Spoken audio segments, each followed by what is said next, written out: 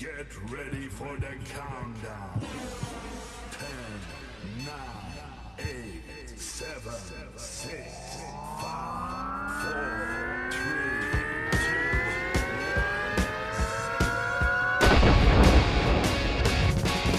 1. All right, it's time for the VooDoo Chef Podcast, where we will discuss all things voodoo from the VooDoo Studios located right here in beautiful Tampa, Florida.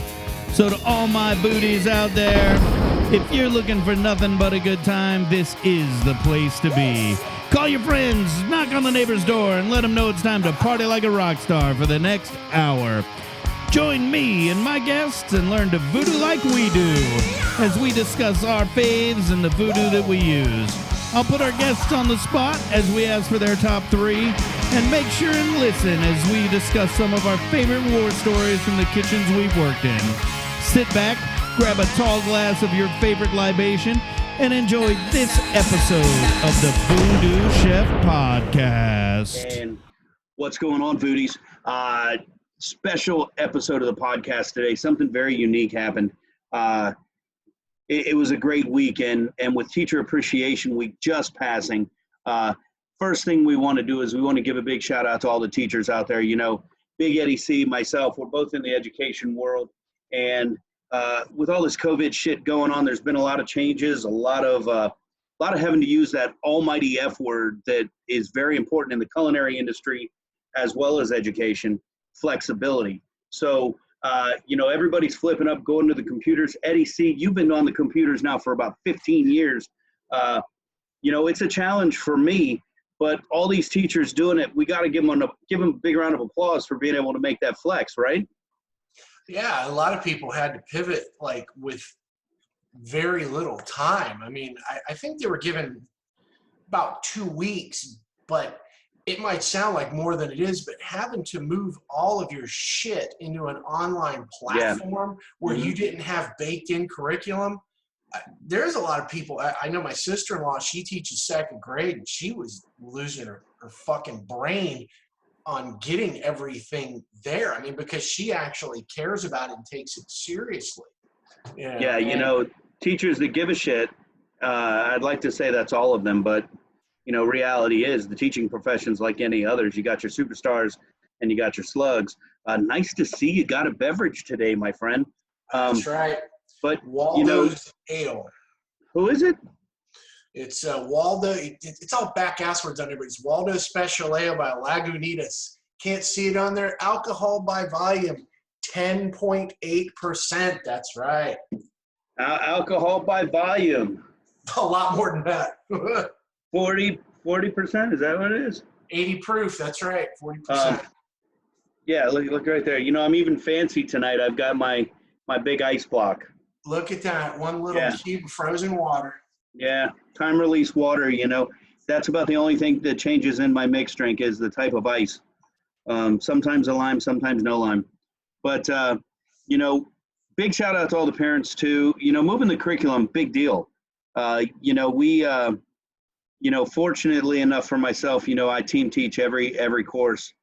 We don't necessarily say, we have teachers of record, all that bullshit, all that blah, blah, blah. Yeah. But, we team everything. So, I've got a nice team, Chef Del Campo, myself, we're doing okay.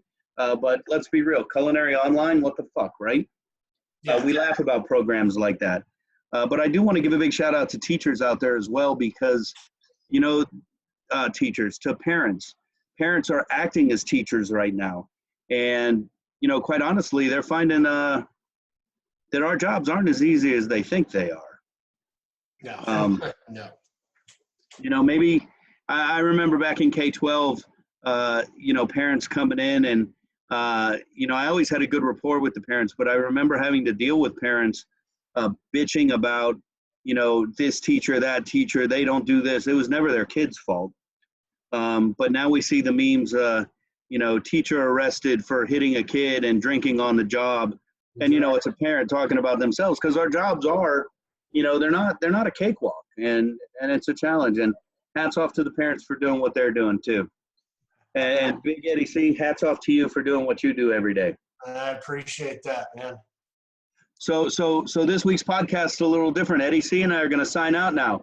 We're going to deuce out because what we're going to bring to you is I interviewed Greg Baker, local chef, but not local chef. I mean, this guy is big time, and he's responsible for bringing the local movement to Tampa. He ignited the Seminole Heights restaurant scene. If you don't know what it is, check it out. He was on the forefront of this, and we talk about it, and we did it all for education, and we did it for some students here locally, but we want to make sure that it's there for everybody who wants to take advantage and share and learn more, not only about Greg Baker, about the culinary industry, about the industry in Tampa Bay, but about what really goes in and behind the scenes to doing what we do. So Eddie C, I'll catch you in a week. Let's go check out Greg Baker, yeah? All right. Yeah. Guys, like always, we are meeting in our lovely little Zoom meeting here, and we have a very special guest today. I'm not going to talk much about his accomplishments because we're going to leave that to him. He's going to tell his own story to us. But he is a local legend here, and probably the whole reason the Seminole Heights movement started, the shop local, the eat local, and Greg, I'm going to say it. My personal favorite resume piece of Greg Baker, he opened for Nirvana as a bass player in a band. But Greg, your restaurant accomplishments are huge here in Tampa Bay, and they made a major impact. I want to thank you for that before it gets too late and we get going. Welcome to class, and thank you for joining us today. Hi, everybody. Y'all get started early, don't you? We do. We've been going for about a half hour already, too, and I knew that would be fun for you. Oh, it's part of one of the big parts of restaurant life is working opposite everybody else. You're working when everybody else is playing, so you get home from work at midnight, just fairly standard, and then turn around, do 8:30. I want to let you know, and I sent it to you in a message. We did read your article on the Empty Hour as part of our coursework when you wrote that, and it was a great article, and I think it's amazing that you're on the forefront of that and helping create awareness. You're definitely a major part, not only the Tampa scene, the national scene. And I think a lot of people may not realize what an advocate for our industry you are. Well, I look at everything that I've done so far as, just a path leading to where I am right now, and who knows where that path is going in the future. Owning a restaurant, being chef of 2 restaurants simultaneously was, sorry, I'm traffic out here. I'm trying to find a quiet space. What it really did was, allow me a voice on the national stage that I wouldn't have had otherwise. So, the way that whole article came around is that a friend of mine who's the senior editor for Food and Wine said, I like the way you write. Give me something. So she's a big advocate for mental health in the restaurant industry. She started a group called Chefs with Issues, largely to help people cope with the stress, depression, anxiety of everything that comes along with working on the fringes of society. Well, Greg, if it's all right with you, I'd like to go back and start at the beginning for these guys, because that's where they're at. And, maybe give us a glimpse as to Greg Baker attending high school, I believe Clearwater, Florida, and how we ended up in culinary school, and then where our path went after that. Okay. So I started out completely accidentally in the restaurant business. I was 15 years old and I needed a job to buy the things that 15-year-olds want, which, are so great at back then. But you know, what do you do when you have zero experience in anything? And you know, I would ride my bike around from place to place. I had to use the newspaper back then and look at the lawn ads and see who was hiring. Finally, I got a job as a dishwasher. It was this Greek diner in Clearwater. I wrote about this. I'll put a link up before this is all over. But you know, I got taught the intricacies of how to take dirty dishes and make them clean and put them away. You know, 70-something-year-old Greek man gave me all the training that I ever needed. He said, spray, make nice. You know.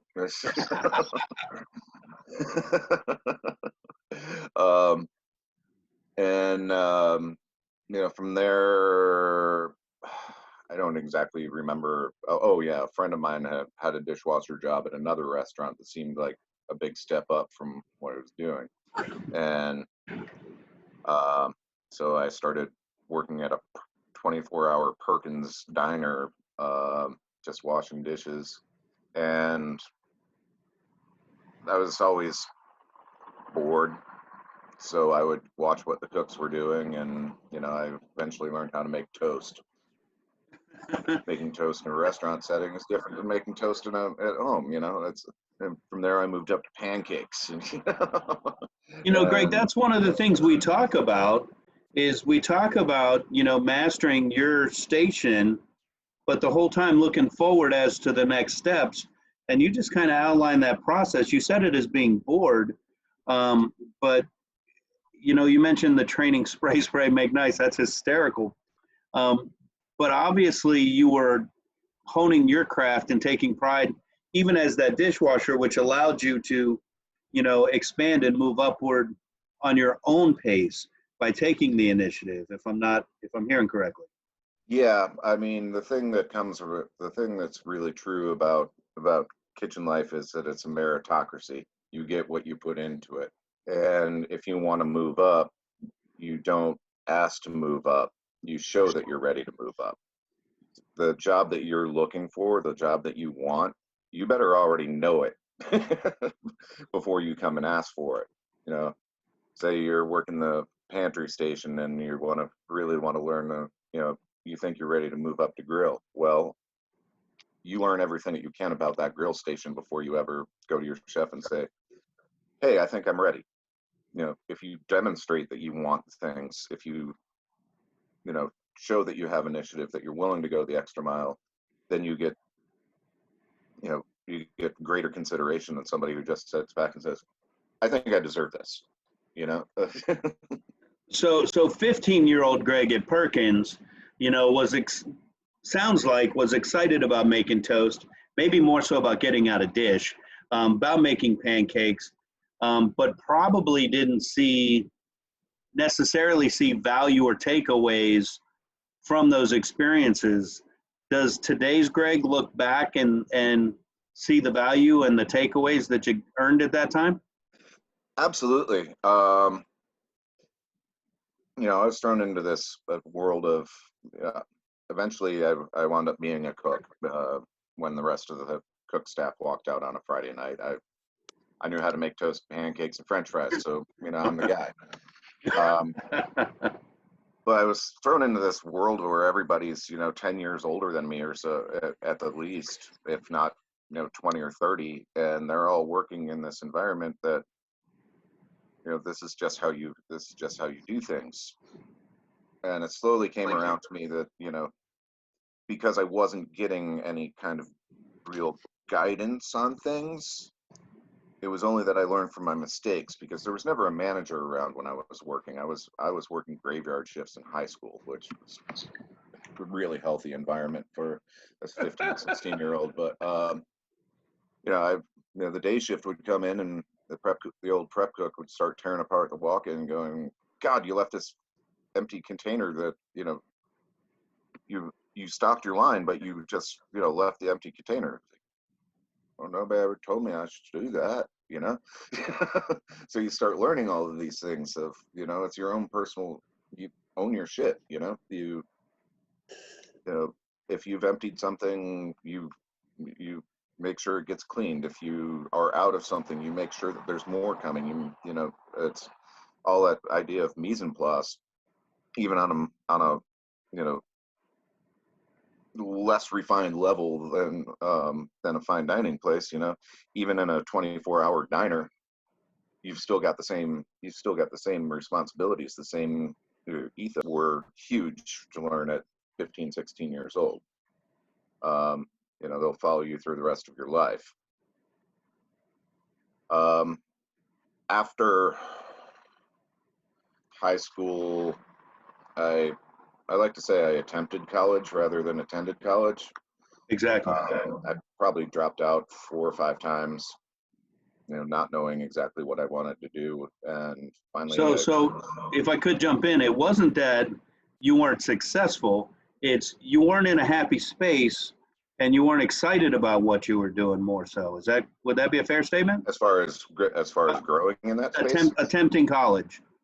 Yeah, I mean, I didn't really want to go. You know, I didn't really want to go from high school to community college because it was just more high school, and I was already bored in high school.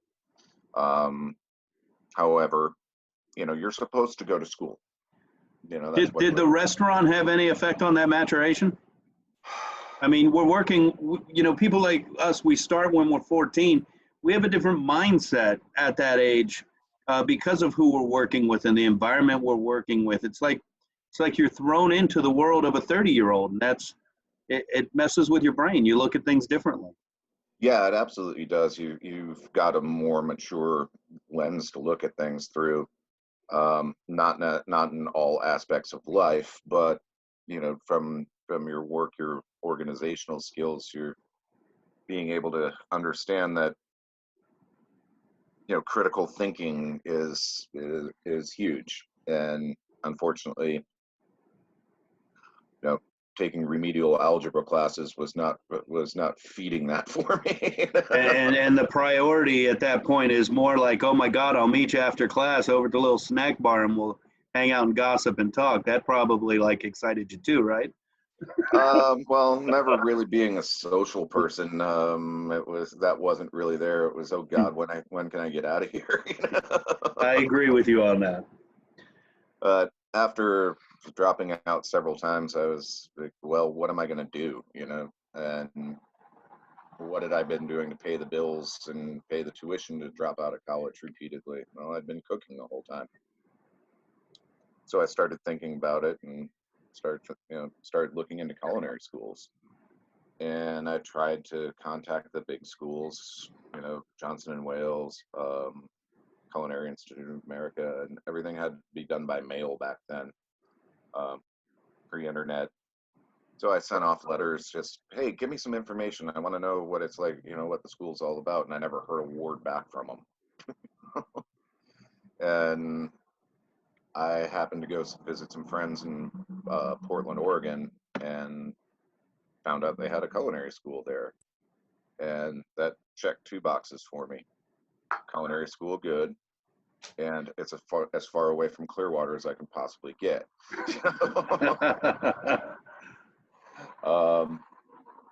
So I can't say that I was a brilliant student. You know, I'm a strong C student. I'm easily distracted and not very motivated. How long was that program out there, Greg? It was only a year, but it was a full year, no semester breaks and right. anything like that.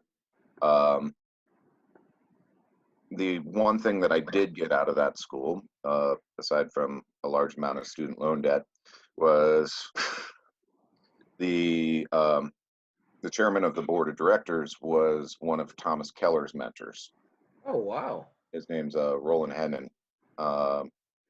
He was at the time, he was one of only 4 master chefs in the country. Whenever Roland was around, Roland never had his own cigarettes. He would rather bum cigarettes off of poor culinary school kids than have his own. So I was always sure to be out in the alley when he was out in the alley and always have a spare cigarette for him. And I learned more in that alley than I did in the classrooms. But, you know, that's part of, you know, what part of what this whole learning process is about is, you know,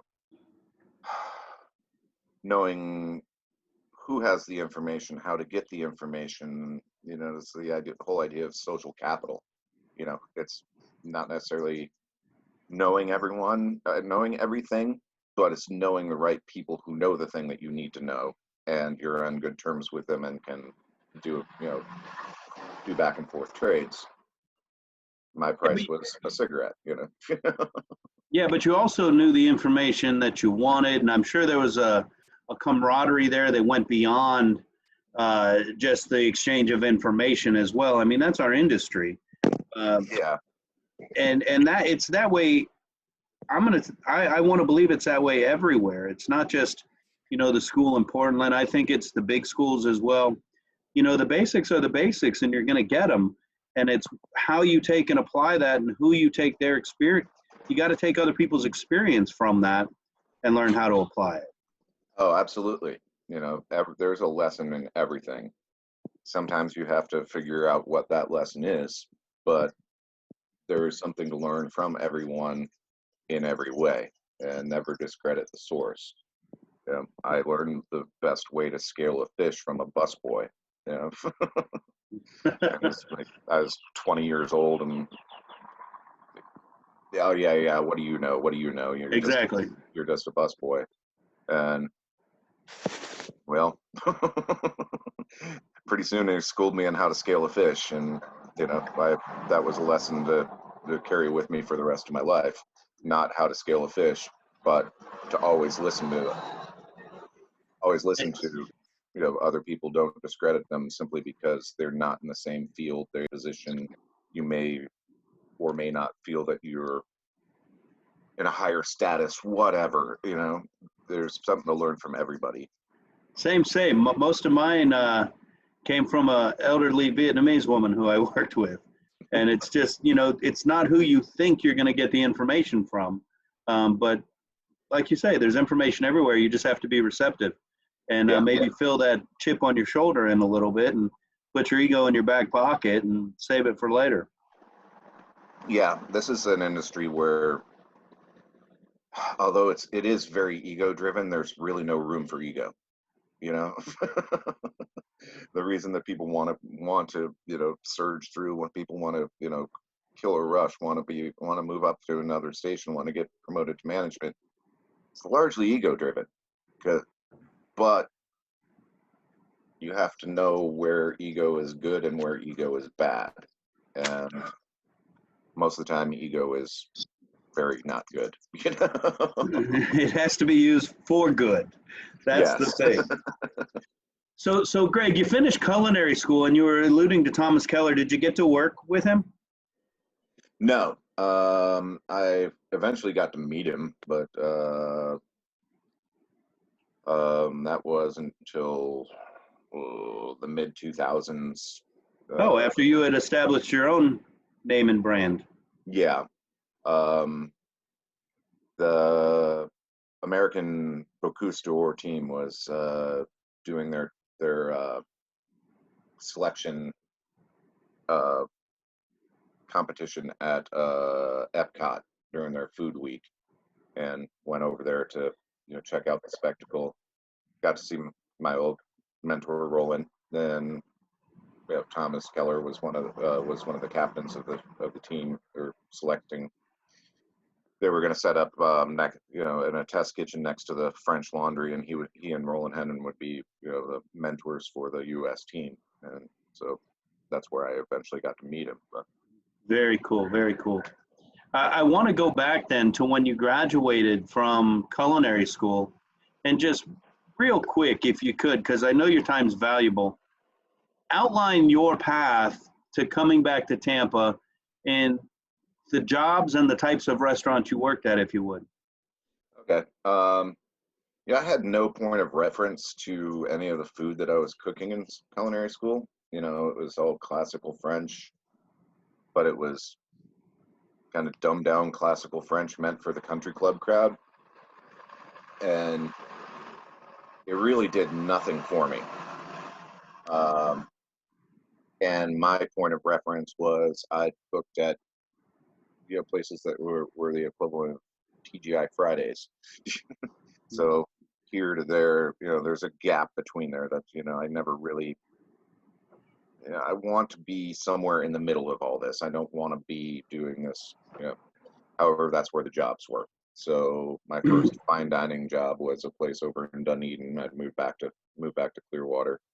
And, we did Chateaubriand for $2, and we did racks of lamb, and we did, Dover sole tableside, and all the Is that place still in existence?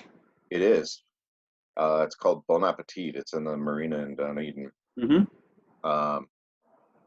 And that was just, okay, it was flexing my muscles of what I learned in school, but it was also, expanding on the muscles that I developed along the way.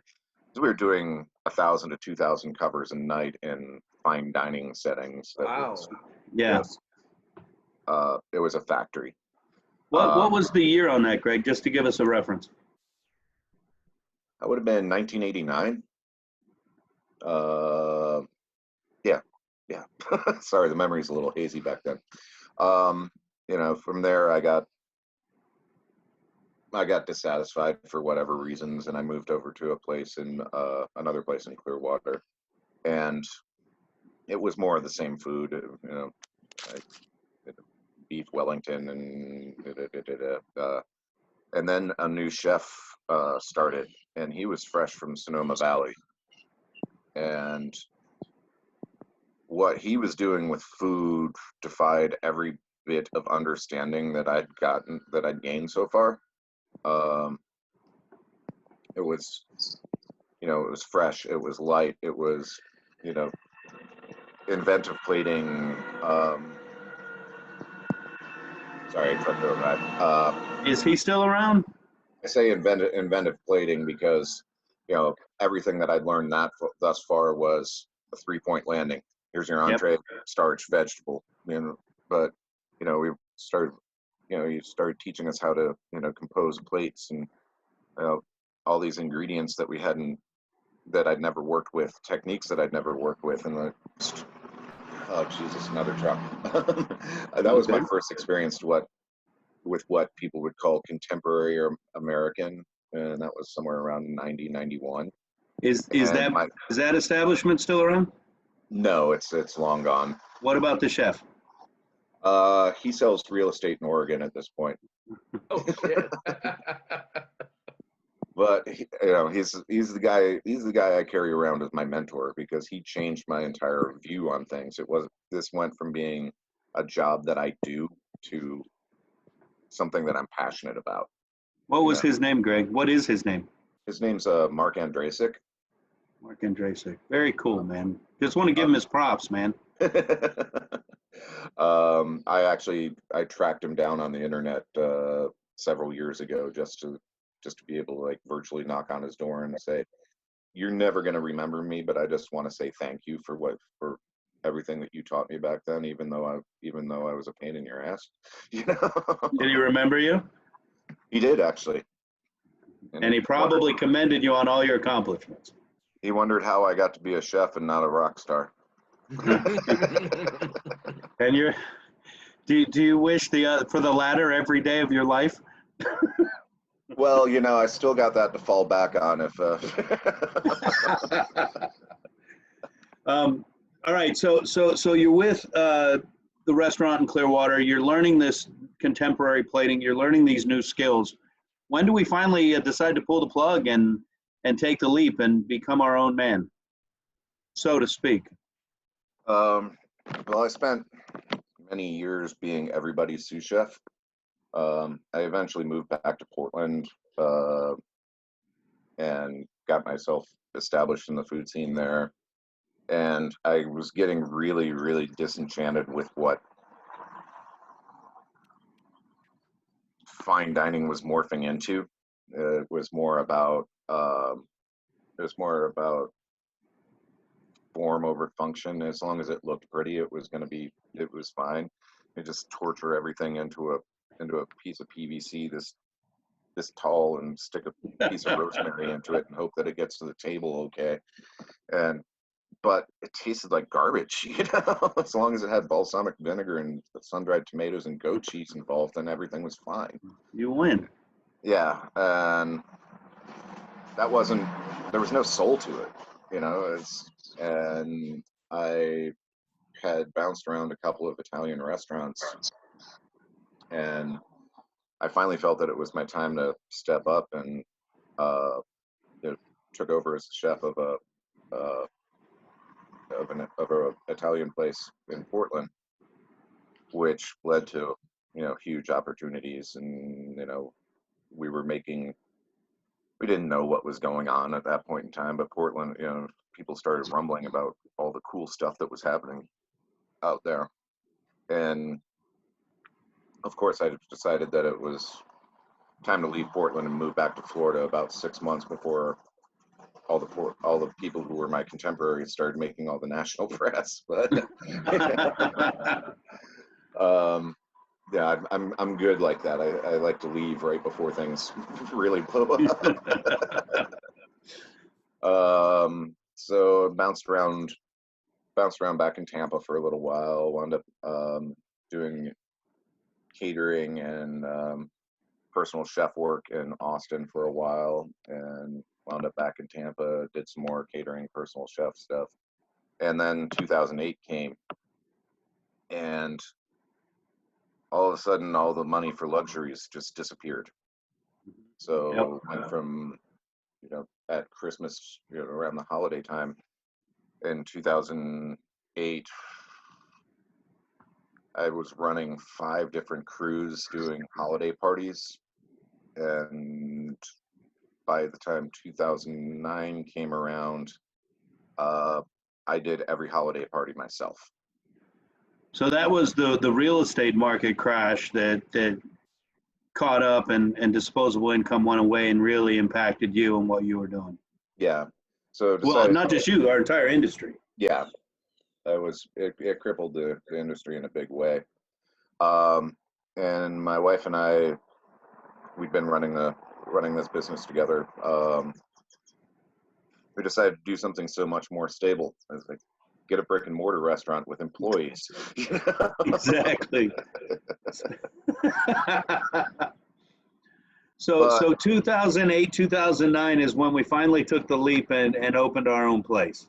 Yeah, 2009 we were, going through all the processes of building a business plan and trying to get, find money to do it. And then early 2010 we bought our own place, bought an existing restaurant, so it was fairly easy to do a quick turnaround on it, because we had about half the money that we knew that we needed to be able to open. So it's not like we had much money to remodel or do anything like that. The first week we were open, we couldn't even afford a sign. Greg, can I cut in and ask you on that that day in 2010 when you knew this is what was happening and you took that leap? What was that feeling of knowing that you're no longer going to be cooking other people's food? You're now going to be cooking your food and making your statement. Well, can you talk about that feeling a little bit? Well, yeah. It was probably pretty scary. Yes, it definitely was, because there was no accountability to anybody but myself, and I'd begged, borrowed, and stolen every penny that I possibly could, from friends, from family members, and the idea of losing their money was absolutely terrifying. But now, moving out here without a net, doing our own stuff in a manner that hadn't really been seen in Tampa before. It's not that nobody was doing this, it was just nobody in Tampa was doing this. So, our guiding principles were that we were going to buy as much locally produced product, locally sustainably produced product as possible, and that we would be as affordable as possible, given the time frame where, still bouncing back from the real estate crash, nobody had a lot of expendable income. But when your entrees top out at $20, your small plates top out at $10, and you're getting the quality of food that we were delivering, all of a sudden that seems to be a more, a much more viable thing than simply saying, we're opening up another glitzy fine dining restaurant. So at the time when a lot of the chains were reducing portion size to control costs, you saw the growth of the Better Burger concept, where we were charging basically what you were charging, but for a hamburger that we called a Better Burger, really not really much different, just name. You were creating that same high quality food, but locally sourced, locally sustainable, supporting the local economy at those same price points. That's pretty amazing, dude. It took some work to be able to pull it off, to make it work economically, but the way that we did everything and our ethos was, we're going to give you high quality food without all the trappings of having to going to a fine dining restaurant. You can come and you can enjoy good food. Doesn't matter how you're dressed, what you look like. I watch people in power suits sitting next to friends of mine who play in punk rock bands who are nothing but a giant tattoo. But it's a place you don't have to feel, it can be the experience that you want it to be. Whether it's, if you want a fancy dinner, you can make it a fancy dinner. If you want it to be just laid back and casual, cool. But you're never going to feel like a thug for putting your elbows on the table. And we were using chip plates and just ridiculous cheap silverware, paper napkins. Well, that was going to be my question. One thing now, the name of the restaurant, Greg? It was called The Refinery. The Refinery, and it's the original location is the same location that was right there on Florida Avenue. Is that the location the whole time, or for the most part? For the majority of the time, our lease, we moved it in the last year and a half of operation to another building that we owned when our lease was up. So the Refinery, the first thing I heard about it was, I'm going to call it the way it was described to me, the jailhouse plate setting. And they described it like that because it was like nothing matched. You took what you could take.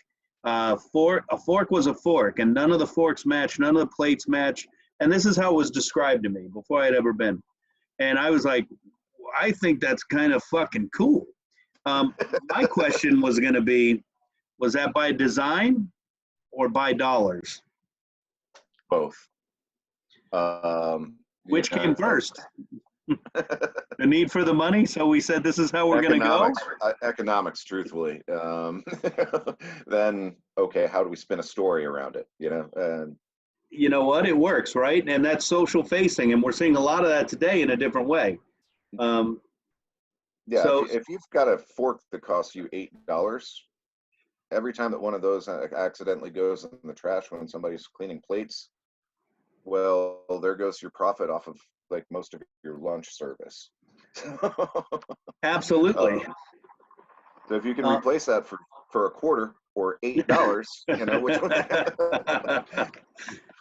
So Refinery was my go-to place whenever I had people flying from New York for educational purposes, or any of the big, the big time people come in that we wanted to take out to a nice dinner, but I don't wear a tie. I don't do any of that. So, my party probably encompassed everything you're describing as your restaurant, where you could have the guy in the suit sitting next to the tatted dude.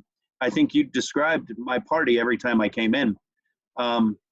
One thing that I thought was super, super unique about Refinery, and it just, I think it's crazy. I think it's insane. You changed the menu, if I'm not mistaken, weekly? Yeah.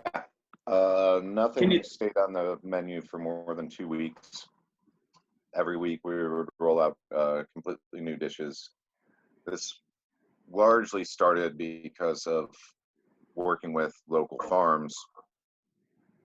You're not going to be able to get the same product every day for 3 months. There's a 2-3 week window where spinach is at its peak. So spinach goes on the menu. How many ways do we use spinach? Because this is what they've got. It's not going and shopping and trying to figure out, well, this is what I want to do, and let's plug this in.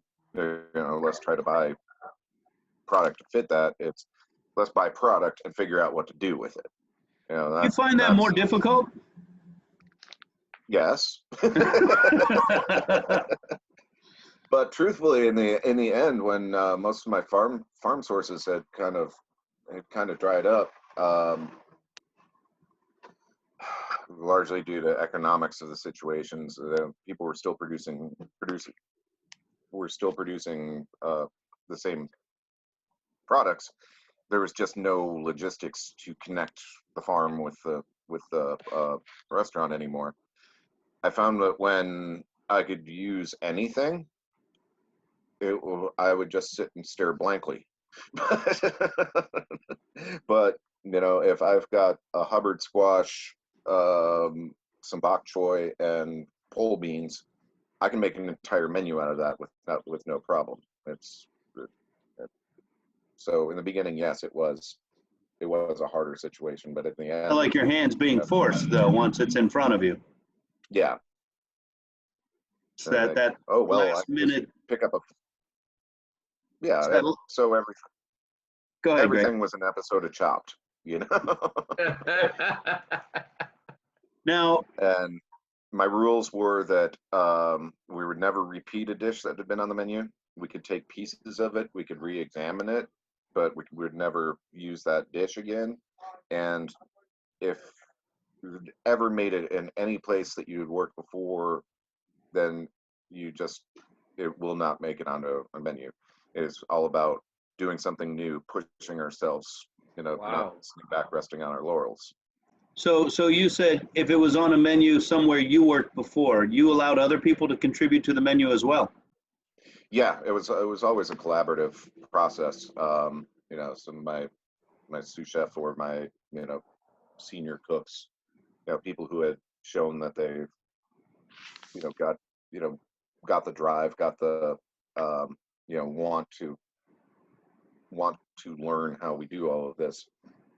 They were allowed to come to the meetings. They were allowed to throw ideas out on the table, and very rarely did anyone, myself included, ideas for a complete dish ever make it on the menu.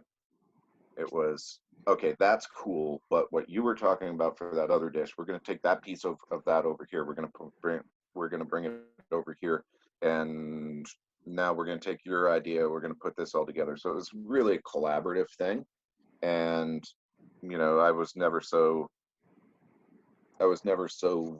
vain and egotistical to believe that whatever I was putting out was going to be the end all and do all. When you bounce it off of people and you get different perspectives on it, then the end result is greater than the sum of its parts. You said so many things in that one little snippet there, Greg. First thing I want to comment is you said anyone could contribute. You didn't say you invited anyone to the meetings. You said they were allowed to come, and it goes back to that day as the dishwasher when you wanted to learn how to make toast, learn how to make pancakes. It fell back on those employees to want to grow, and by permitting them to come, not necessarily inviting them or they have to come, you're putting the ball in their court for them to demonstrate something to you and their self-worth, self-initiative, and their desires. I think that's huge. And then something else, going all the way back to the beginning again, talking about, not being vain, putting your ego in your pocket, your word, although being the owner, the dollars and cents, the name, the guy that takes all the credit, but also takes all the blame. Opening it up as a collaborative, and not only opening it up, but stating that, almost every dish was a collaborative. Those are huge comments, and at two different stages in your career, saying the same thing and bringing it to the table, from the entry level to probably the quintessential top, the entrepreneur. I think those are amazing comments and speak volumes about the person who you are. So I want to commend you for that, my friend. That's amazing. The only way that a restaurant succeeds or any business succeeds is on the strength of their team. You know, sure, when I opened up, I had 2 employees, and I could have possibly pulled it all off myself, possibly.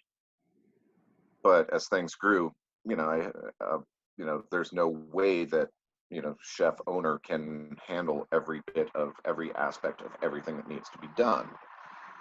Without a team, then things just fall apart. And there's a huge difference between a team and a crew. You know, a crew, bunch of mercenaries who show up for a paycheck. As soon as things get difficult, they're out the door. A team, they're building each other up. They're trying to help, you know, the weakest link is not something to be beaten down. It's something to be made stronger. And, you know, when that team is, you know, when everything is made stronger, everybody thrives. Everybody's able to, you know, breathe a little easier, hopefully make a little more money. You know, it's just so many different ways, different aspects of how a team is different than, you know, just a bunch of people walking into a building. That's very true, and that's indicative of any type of restaurant that we're going to go work in. And you know, it doesn't matter where you fall in that team. If you work with that mentality, you're going to end up being successful, whether it's with that team or if you have to find a new team where everybody believes in that mantra. Greg, I have a couple questions that I really want to make sure we get in. How would you describe your menu? I mean, would it be, you know, it changed every 2 weeks, but you had a basic layout. You know, you had appetizers. If I'm not mistaken, you had a weekly burger, and then you had entrees and desserts just for a basic throw out there. Is that sound right? Yeah. I'd say that it didn't change. It changed weekly, but only half the menu changed every week. But you know, it was 8 to 10 small plates, 6 to 8 entrees, including a burger that changed every week, and 2 desserts. One section of the menu I dedicated to the more timid eaters. And I don't use that as a, you know, as an insult, but, you know, if you've got a group of 6 people and there's one person staring at the menu going, I have absolutely no idea what any of this food is, but there's a steak. Okay, I can eat that. We can eat here. If they can't find that, then no, we're going to go eat somewhere else, you know.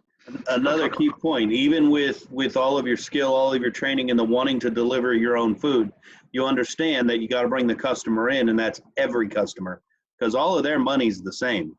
And to have that safety net on there, very cool, and a huge statement for everybody listening out there. There's nothing but frustration and probably economic ruin to try to be all things to everyone, but at least be somewhat accommodating, you know. You know, that you can't, there's no way that anybody can manage as an independent, could not manage to deal with a menu as big as Cheesecake Factory, which is really trying to be all things to everybody. You know? But they've just got the volume. My least favorite places to eat, just because I'm overwhelmed as soon as they hand me the menu.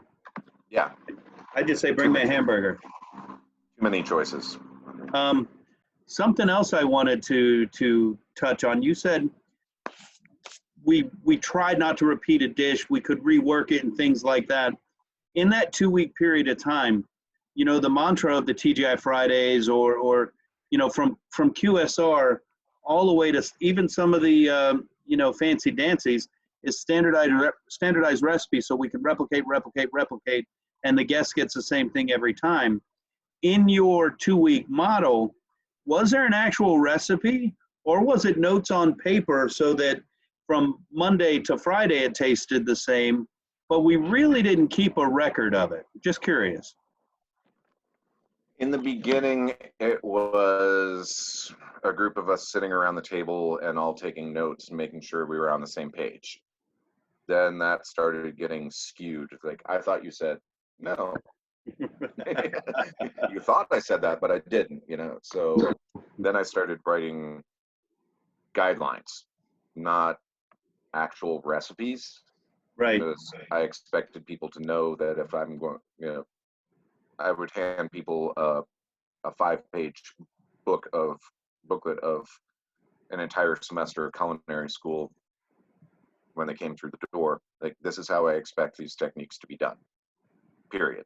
So when I list out a you know, a new dish, I'm going to say, we're going to sweat this, or we're going to braise this, we're going to do it, and I don't need to go back and tell you how to braise because I've already handed you this thing.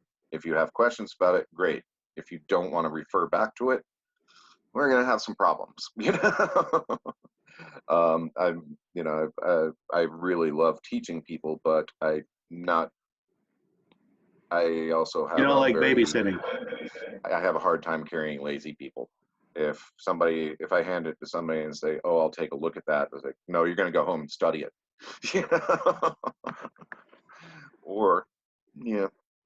So Refinery killed it, and kind of established the Greg Baker brand, and it led to the place up the road. I believe it was Fodder and Shine. Yeah.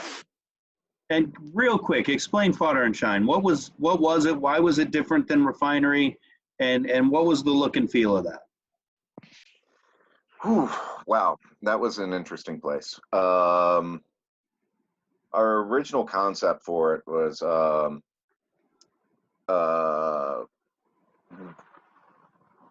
Asian street food. Did you say Asian street food? Asian street food, yes. That's so nowhere where you ended up. I know. I've never heard this story, or else I heard it the last time we met, and that speaks a lot. The last time we sat in a room and chatted. Yeah, so we were talking about this with a friend who's given me a lot of guidance business-wise. He's not so popular anymore, but you know, I was friends with Mario Batali, and he was kind of like one of my Yoda figures. And he was, oh, very cool. You're gonna make a lot of money doing that. Yeah. Where's the soul? Fuck. So I had to go back and, you know, reconcept the whole thing, and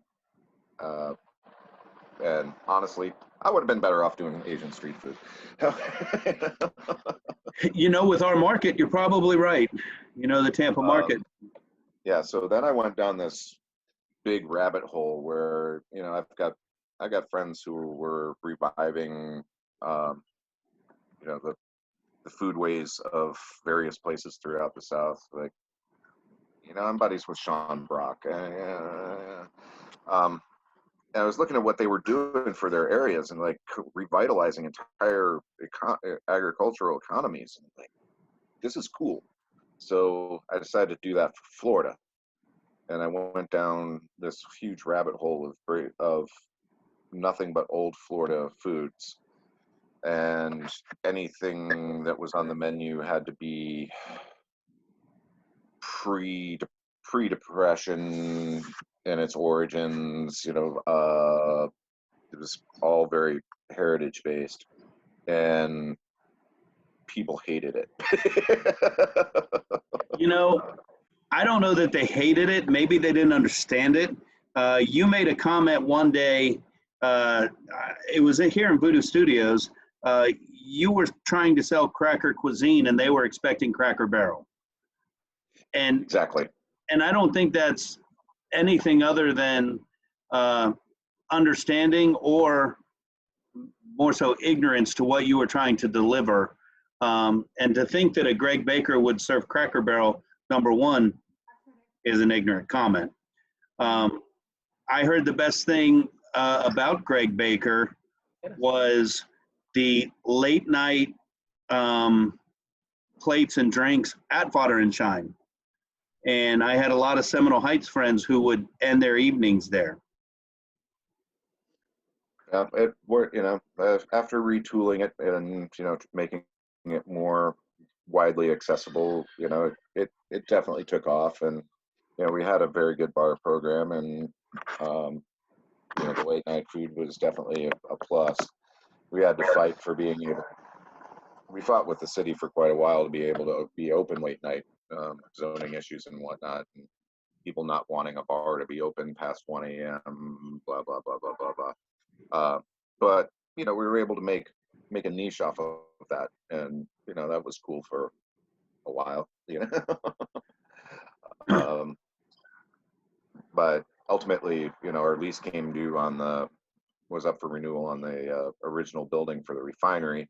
And we had to make a choice of committing to another 5 years there and having our rent tripled, or ending one of the concepts and putting it in the building that we owned. And in the end, we decided to kill Fodder and Shine and move the refinery to its building. And you said building you owned. Do you own that property? Yes. Oh, good for you, man. Good for you. It's for sale if anybody needs a good space. Any of you budding, aspiring restaurateurs out there? Greg, before we wrap up, I want to make sure there's some questions in the chat room here. Elliot wanted to know, a primary focus of yours is promoting mental health and acceptance in the culinary workplace. What do you suggest employees as well as employers do to achieve these goals? Ooh, that is a big ongoing conversation. Yeah. It can be anything as simple as, I got a friend named Patrick Mulvaney who works out in Sacramento, and he started a project called I Got Your Back. And everybody at his restaurants, when they do their pre-shift meeting, they drop a piece of colored paper into a box anonymously. Those pieces of paper are color coded, being green, I'm doing okay, yellow, not the greatest day, red, I'm struggling. But it's all anonymous. And then he has people who are one person on every shift who's trained in mental health first aid, which is a real thing. I've actually got the certification for it. Who is then takes the toll, takes tally of the box and goes, okay, well, there's somebody in the place who's not doing great today. So let's all try to make sure that we are doing, make sure that we are on our best manners, saying our pleases and thank yous, not being harsh to anybody, because we don't know who that person is, but it makes them all act better in general towards each other on a regular basis. So it becomes habit rather than something being forced. So to me, that's a wonderful starting point. That's pretty cool. That's pretty cool. And you are a big advocate for that. And if you would share with me maybe some sites for information that I could parlay on to everybody so that they could take a look if they want to dig a little deeper as well. Yeah, I'll give you two right off the bat here. One's a Facebook group called Chefs with Issues. What was it? You cut out a little bit? Okay, one is a Facebook group called Chefs with Issues. Yep. And the other is the I Got Your Back project.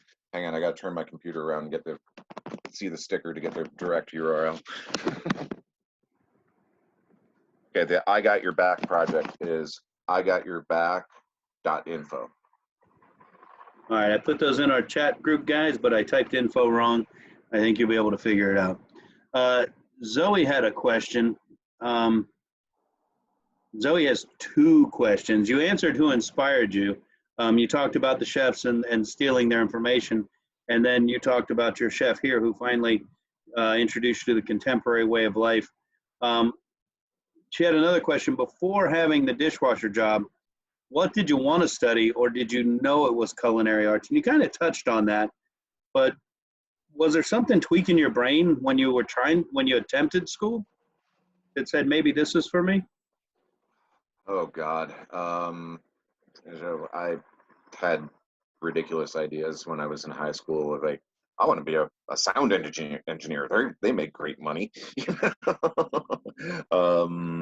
I really had no idea, so I just kind of picked and choose which classes I was going to take that might benefit me. Like, I took basic accounting, I took business law. Those are the classes that I actually finished semesters on. And they probably came in handy in some way, shape, or form as you move forward in your life in this business. Yeah, I knew they would serve me at some point. Remedial algebra, not so much. Greg, last question, and then we'll tap out, and thank you for coming out. What advice do you have for people looking to own their own restaurant, or entrepreneurs looking to get their start? What advice do you have for them? Do your research. Know who your market is. Know who you're selling to. Know who your labor pool is. Know every one of your key costs before you ever finalize a plan. Your key costs are going to be cost of labor, cost of food, general overhead, rent, insurance, all of that. You may plan everything out like, oh, cool, I got a 27% food cost. Well, then you got a 47% labor cost, and you're paying $12,000 a month on a mortgage. Doesn't work. So you need to know who's going to be coming through the door, how you're going to keep them coming through the door, how they're going to spread the word, exactly what your products are, exactly what the costs are going to be, what your cost for labor, who's going to be your staff, what they're going to cost you, what your rent is going to cost you, what your insurance. Know everything about this before you just say, yeah, I can do it.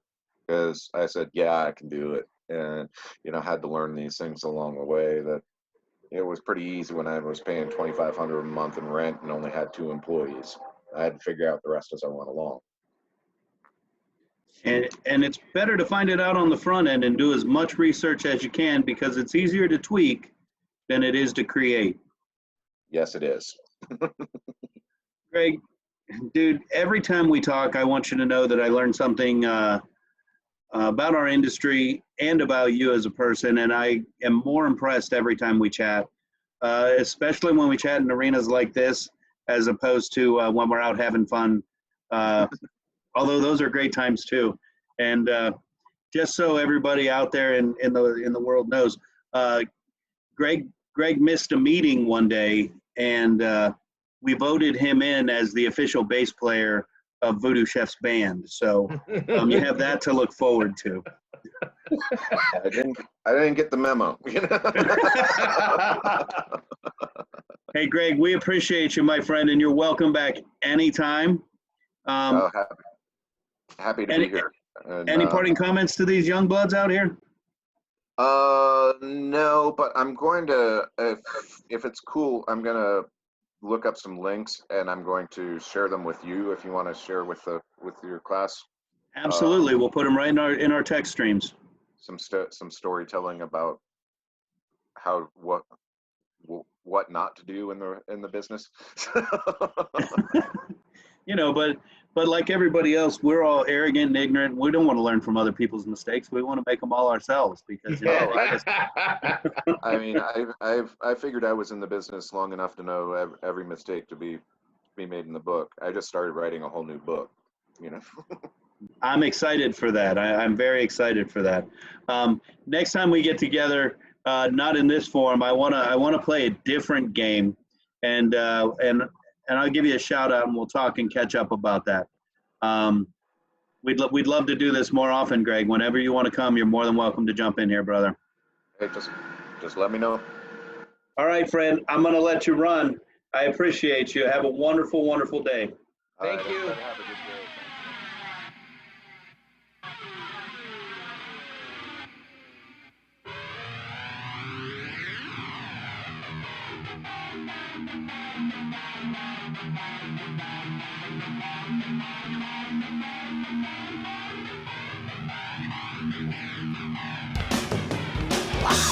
And there you have it, Booties. Another episode of the VooDoo Chef Podcast. Let's give a big shout out to everyone involved with VooDoo Chef and all things VooDoo, starting with Woostoff Knives, the official knife of the VooDoo Chef. And jamming up and down the streets of all Ybor City and Tampa Bay, Ragged Old Souls. Thanks for letting me jam with you guys.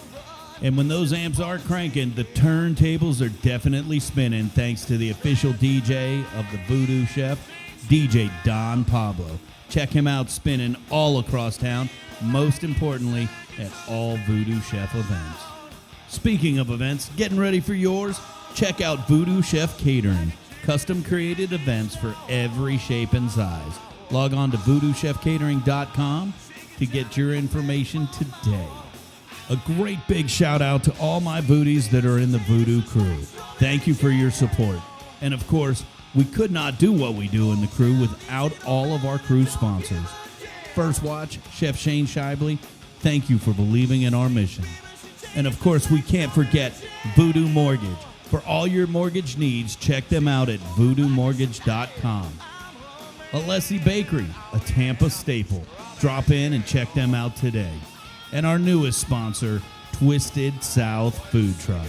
Chef Adam Jessup, thank you for what you do. And of course, all things VooDoo are in support of the VooDoo Chef Foundation, providing culinary scholarship and feeding those in need. To find out more information or make a donation yourself, log on to VooDooChefFoundation.com today.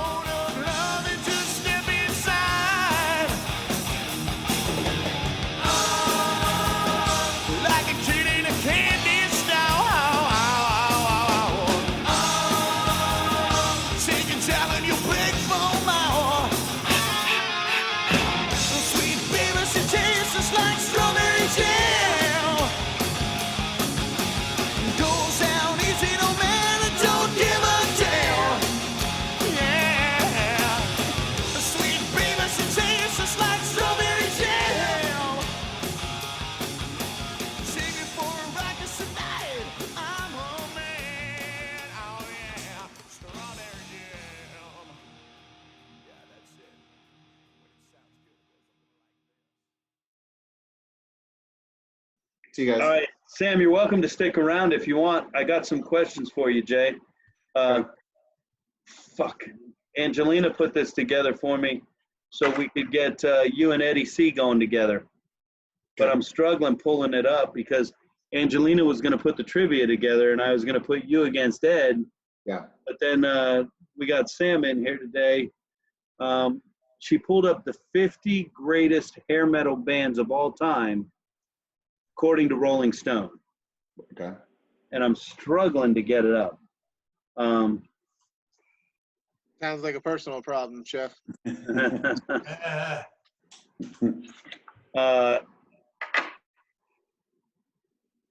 Number 46, a band you introduced me to, and I'm just going to go randomly till we get to the top 10. 46, Kick Tracy, No Rules. My laptop's amazing here. Or my iPad, whatever the fuck you call it. I know, computers don't have problems. I posted something the other day. I tagged you in Facebook. Yeah. London. Yep, that was where Blackie started. Nikki Sixx apparently ran through there before. Fred Curry from Cinderella. It was like they never did anything themselves, but it was like the petri dish for some of the other ones. And I think Izzy was in there before Guns at some point. Their lineage is really all over the place, but I was like, damn. So that's what I've been doing while I work all day is I fuck around and I look for bands I've missed. That was one. Number 38, Brittany Fox. Really? I mean, I owned their album, but they only had one, right? Yeah, but did you really buy the one that... Finger Left, and then, yeah. Their first records were fairly... Goodbye to Jane. Not that I had that album. Why is Alice Cooper in there, other than the fact that Kip Winger played bass? But Badlands made it into the list. I wouldn't call them hair metal, but... At 35. I want to get to the top 10. I'm locking up because I got too many computers open. I want to go see if you guys can get them right and name all 10 between the two of you. Because I think I knew 2. And but again, not saying much. Not saying much. Poison has to be in there. Yeah. All right, so let's see if you guys can get them all here. I'll open it up on my phone. Jay, Saigon Kick came in at 33. I know you and I talk about Saigon. I just talked with Matt a couple of weeks ago. You guys were going to do a show together in Miami, weren't you? Or you did? The singer. There was the talk of it, and then we decided not to do it. But he's actually doing like some vocal training things down there, and I was just curious of what he was offering in that. So for you? Possibly. You can always pick up different things and whatever, of breathing techniques and exercises and stuff. Well, just so you know, this right here will tell you the list is skewed because at number 44, Kiss Lick It Up came in. So we know the list is obviously skewed. What? I know, man. Bank Tango came in ahead of Kiss, really. Junkyard came in ahead of Kiss. Slaughter came in ahead of Kiss. Are they saying this by band or by like specific record? No, I think just by what I'm looking at now, I think it's specific records, but I'm way past the header, so I can't go back or else I'm fucked. Enough's Enough was 24, and I got to tell you, that was a great show. Hanoi Rocks was 23, White Tiger 22, Love Hate 20, Blackout in the Red Room, love it. Cherry Pie 19, Night Songs 18. So I'm thinking it's best hair metal albums. Pyromania 17. Oh wow. Stay Hungry. So I'm gonna head out, guys. All right, Sam, be good, brother. I'll chat with you tomorrow about all that other stuff, yeah? Sounds great, man. Nice to meet you. Thanks for coming in, brother. Soon. You too. See. Stay Hungry was 16. Quiet Riot Mental Health was 15. Dirty Rotten Filthy Stinking Rich was 14. Pornography 13. Whitesnake self-titled was 12. Tesla was number 11. Great radio. So let's go 10, 9, 8, 7, 6, 5, 4, 3, 2, 1 and see if you guys can get all the albums. How about that? So, I'll let you take a stab at one. All right, take a shot.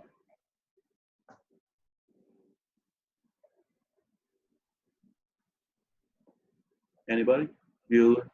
I'm going to say Look What the Cat Dragged In's got to be up there. Look What the Cat Dragged In, number 2. And that is one of the albums I got. Yeah. That is one of the albums I got. But when we talk about hair metal, I don't think of some of these bands, but I don't know. That's me. Look What the Cat Dragged In, number 2, according to Rolling Stone, hair metal album all time.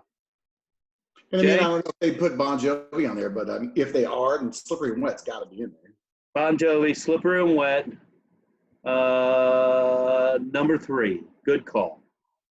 So we've got number 2 and number 3. Eddie C. How about the first Faster Pussycat? I don't know what the first Faster Pussycat was, but I will tell you that Faster Pussycat is number 7. Well, Jay, wasn't that your number 1 hair band of all time when we did this? was it? Yeah, they change all the time, but I think that's what you called back in the day. Faster Pussycat, number 7. I'll be darned. God, what Hysteria be on there? Hysteria, number 1. Took it off the list. So you've got Hysteria. You've got Cat Dragged In. You've got Slippery. And you have Faster Pussycat at number 7. So we've got number 10. Okay, where's Shout at the Devil? Shout at the Devil. Good call, Eddie C. Shout at the Devil. The other one I got was number 4. Okay. So I think we now have 1, 2, 3, 4. 7. We're looking for 5, 6, 8, 9, 10. You should nail number 5, Jay.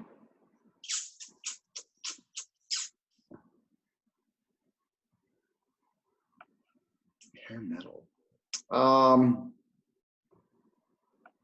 trying to think. I'm overthinking this. Yeah, what is it? Like Cinderella Night Songs, but you had already said Cinderella. It. Oh, is it in there? Cinderella. Long Cold Winter, number 10. Give it to you. Wow. Long Cold Winter, number 10. Good job. Well, are they Eddie C. going to throw an Appetite for Destruction in that shit? You know, Appetite did not make it, and I was surprised too. And I don't know why. I don't know what the criteria was, which makes it a little challenging. Let me tell you, we do have one repeat artist. One repeat artist. So, and remember, we're talking hair metal 80s. So, want me to give you some hints here? Would there be 2 by Faster Pussycat? Because that second one was a killer, man. Wait me when it's over.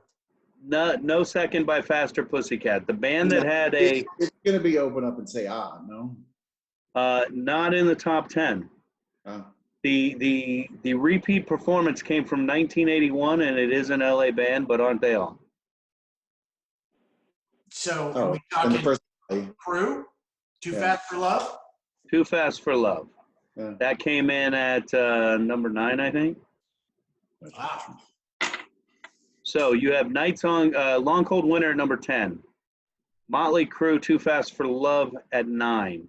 Yeah. We're still looking for number 8, which boggles my mind. In my opinion, they have one good song. Number 7, Faster Pussycat you have. We're still looking for number 6. I love number 6, as did Jay Pines. We're still looking for number 5. Jay, I think you would prefer their second album to their first. We have 4, Motley Crue. We have Slipper and Wet. We have Look What the Cat Dragged In and Hysteria. So we're looking for number 5. Probably LA Guns, right? And number 6. No, Cocked and Loaded was like 40s. Ed, any guesses? I'll give you a hint after your guess here. 5 and 6 is what we're looking for. Oh, man, I got to really drag the brain here. So one of them is managed by Doc McGee. Well, that's Kiss. Not Kiss. Bon Jovi. You're saying at a different time. Oh, so it's got to be the other Jersey rock band. I believe they are a New Jersey band. It's got to be the Skids. It is Skid Row. Oh, wow. Okay. It is Skid. Are they a New Jersey band? Yeah. All right, last band. It's an LA band. There's 2 more. We missed number 8 too. 8 fucking doesn't need to be here. Number 6. I believe the guitar player for number 6 was recommended to take Randy Rhoads' place after Ozzy, but I think he turned it down to stay here. I could be wrong. I forget names and shit. Well, there's Brad Gillis, but Night Ranger's not in there. Nah, he was a fill-in. I think this guy said no. Now, the first guy that did a few shows and turned it down was named Bernie Torme. Just passed away a few months ago. Trying to think. It's an LA band.